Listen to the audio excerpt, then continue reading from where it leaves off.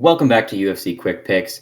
This week, the UFC returns to the Apex in Las Vegas for UFC Fight Night Thiago Santos versus Jamahal with an exciting co-main event between Vicente Luque and Jeff Neal. It is also the Ultimate Fighter Season 30 finale, but in the women's flyweight and heavyweight division. But before we can get into those fights, let's take a look at the first fight of the night between Mayra Bueno Silva and Stephanie Egger in the women's bantamweight division. Stephanie Egger opened this fight as the slight underdog to Mayra Bueno Silva, but now she's at the minus 136 favorite on FanDuel, and I am going to go with Stephanie Egger. I think her grappling advantage is going to be wins for this fight, especially since if you look back at Mayra Bueno Silva's losses in the UFC, she has been controlled on the ground, and I think Egger can do the same thing to her. I believe this will be a 29-28 decision win for Stephanie Egger because either in the first round or the third round, if it's in the first round and she can't get Bueno Silva to the ground, it'll be because Silva is, coming out hot with her striking and her striking ability. But if it's the third round, she'll be too tired to get her down. But I do think in at least two of these rounds, Egger can control Bueno Silva on the mat and get a decision win. In the next fight, in the strawweight division, we have the young Cory McKenna taking on Miranda Granger.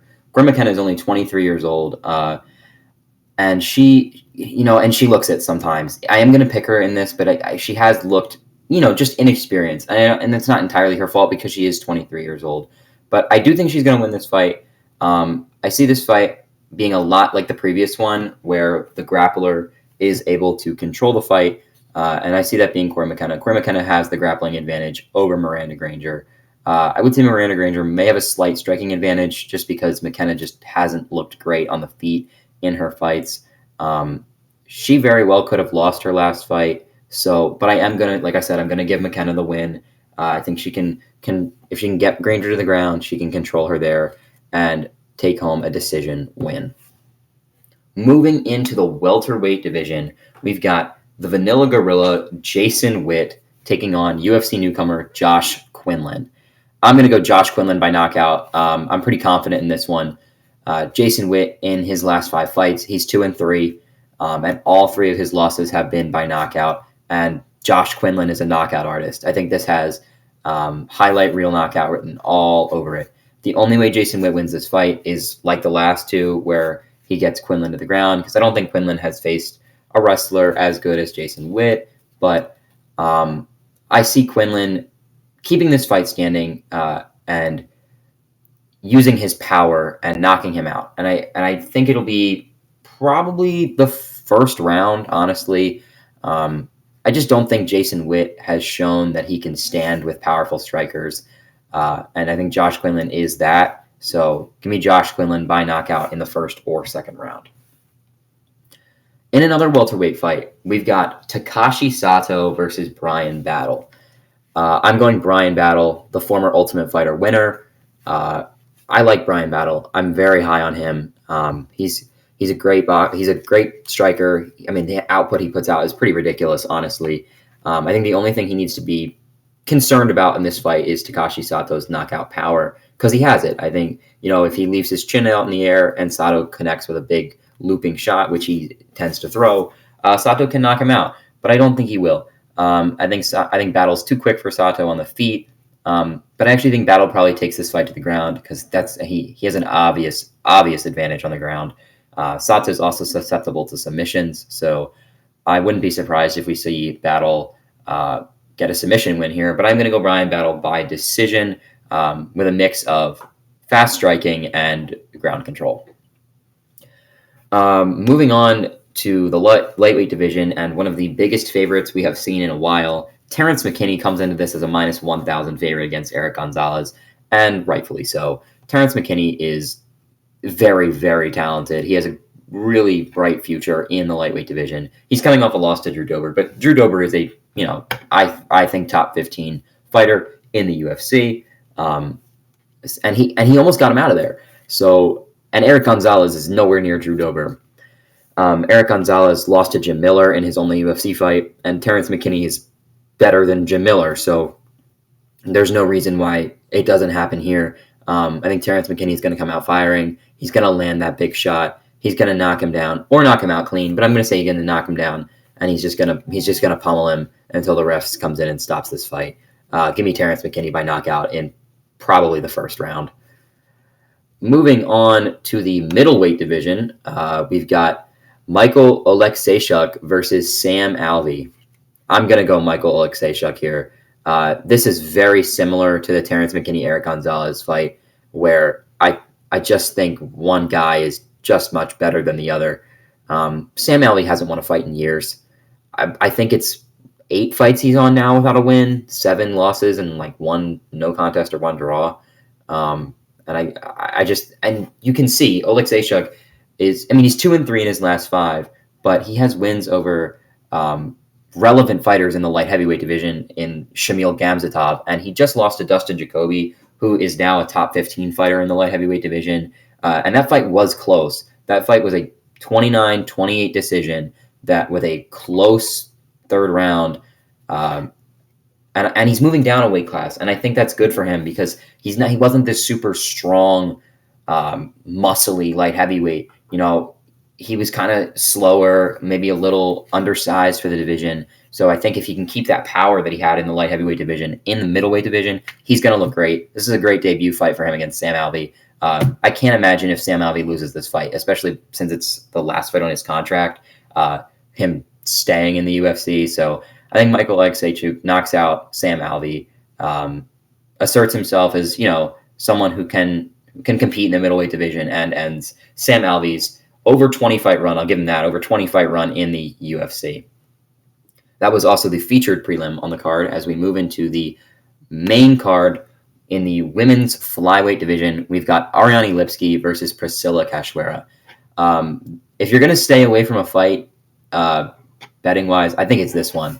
I just don't think either fighter has a strong advantage overall. I think Lipski's quicker than Cachoeira, but what I like about Cachoeira and why I'm picking her is I think Cachoeira. First off, I think this fight's going to be exciting. These are two women that like to make the fight fun, and I think they will. When you have these two go up against each other, you're in for a good fight. But I think Cachoeira is going to be able to take anything that Lipski throws at her. I don't think Lipski's going to submit her, and so she's obviously not going to knock her out.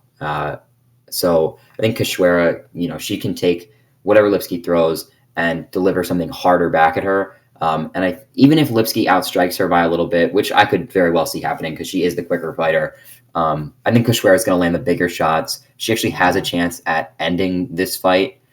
I don't think she will, but I do think that she'll land enough of those bigger shots that the judges will give her at least 2 of these rounds. And I'm going to say 2. I don't think this will be a 30-27, but I do think it'll be a 29-28 possible split decision win for Priscilla Cachoeira.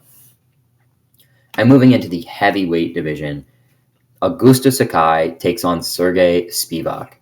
I'm going to go with Sergey Spivak. Augusto Sakai has lost his last 3 fights, all of which by TKO. And I think Sergey Spivak will make it 4 in a row for him. Sergey Spivak is 4-1 in his last 5. And he's looked pretty good. And his only losses come to Tom Aspinall, who, unfortunately tore his MCL against Curtis Blades. But he's a top contender in the division, so you can't really hold that against him, especially for a guy who hasn't even hit 30 yet. So he's improving.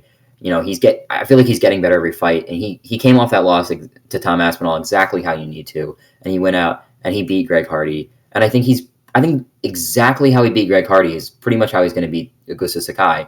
I think he can get him to the ground and just kind of dominate him with hard strikes until the ref steps in and calls this fight off. And Sergey Spivak will extend his win streak to 2, and Sakai will go on a 4-fight losing streak.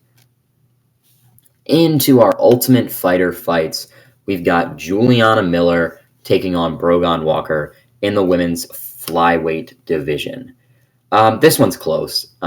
Juliana Miller has very little pro experience. She has a 2-1 professional record.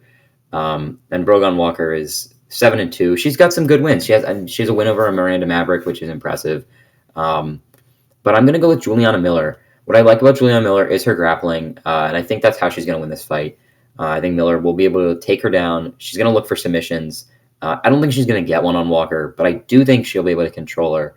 And I think she will come home with a decision victory and the Ultimate Fighter Championship in the women's flyweight division. Moving into the heavyweight Ultimate Fighter fight, we've got Zach Palga versus the brother of Kamaru Usman, Muhammad Usman. I'm not going to take Usman. I'm going to take Zach Palga. Zach Palga is not a heavyweight. If he wins this fight, he really should definitely not stay at heavyweight. Zach Palga has always been a light heavyweight, and he should be a light heavyweight. He has the power. I think he's got the power to be a heavyweight, but that power will translate in the light heavyweight division. And, I believe he's fighting around in the 230 range for weight-wise in the heavyweight division, and he can easily be 205. I just think he came in and thought he could win this, and I think he will win this. He's going to be too quick. He's just going to be too fast for Muhammad Usman. Usman's not going to be able to keep up with Zach Palga on the feet. He's going to land more shots. I mean, I think Usman does have the power advantage, so he could catch him with a knockout blow, but he's going to piece him apart, I think, with jabs, and then just keep doing that. He could finish him just by the volume that he lands on Usman, but I don't think he will. I think Palga will win this by a unanimous decision. In the co-main event in the welterweight division, this is my pick for fight of the night. We got Vicente Luque versus Jeff Neal. Vicente Luque, he is always exciting. Whenever you see Vicente Luque on a card, you're excited for it. He likes to brawl, and I could see that happening here. I like Jeff Neal's boxing. I think Jeff Neal is a good boxer, good striker. But I just think Vicente Luque is going to be too much for him in this fight. He's also a great striker. I think these two, if the fight stays on the feet, it's going to be really close. But I don't know how long it's going to stay on the feet, because if Jeff Neal hits Vicente Luque with a big punch, I don't think he's going to go out. But I think that could be like, oh shoot, like kind of one of those like, oh shoot moments, and he's going to get him to the ground. If this fight gets him if Vicente Luque takes this fight to the ground, Jeff Neal stands no chance. Vicente Luque is far and away the better grappler in this. And I do expect this fight to be fun, but I don't necessarily think it's going to be close. I think this will be a 30-27 decision win for Vicente Luque. And he will bounce back after his loss to Belal Muhammad and move up the ranks in the welterweight division. And in our main event, we've got Thiago Santos versus Jamahal Hill. Man, I really thought Thiago Santos was he fought John Jones so well. You could argue he won that fight. And after that fight, he did bust up his knees bad. He just hasn't quite looked the same. He still has that power. But I just think Jamahal Hill is he's too fast. He's too fast for him. And I think that's how he's going to win this. But like I said, I think Hill will piece him apart on the feet until he gets I'm going to go TKO stoppage. He's going to land, he's going to piece him apart, land some jabs, kind of wobble him on the feet, and then land more powerful shots, knock him down, win the fight by TKO. But what he has to be careful of is Thiago Santos' grappling. Thiago Santos is good in jiu-jitsu. If he is still fresh and decides, I don't know how I'm going to do on the feet in this fight, and takes the fight to the ground and tries to look for a submission, he could win this fight. We saw Jamahal Hill get submitted by Paul Craig. He could get submitted by Thiago Santos. I don't think he will, but he could. And I do think Jamahal Hill will come out and he will win this fight by TKO. I'm going to go second, maybe third. I'm going to go third round. Third round TKO for Jamahal Hill. So that'll wrap up the UFC Fight Night Santos versus Hill card. If you agree with these picks, lock them in, comment them down below what you liked, and I'll see you all next time.